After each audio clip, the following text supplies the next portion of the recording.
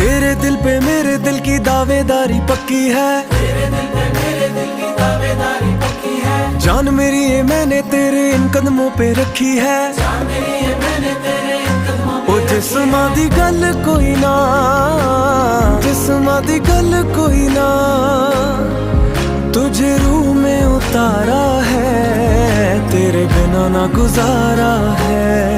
सजना दा सहारा है, तेरे बिना ना गुजारा है। राह तेरी दे विच दिल करदे हर सा तेरे नाम नूं पढ़ के, इश्क दी पौड़ी सारी चढ़ के, इश्क पढ़ाइयां पूरियां करके, नैना दे नाल नैन ने लड़ के, तेरे पैर विच झांजर खड़ के, वाजा प्यार दा पूरा खड़के, प्यार साडा दुनिया तो हट के। आजा आजा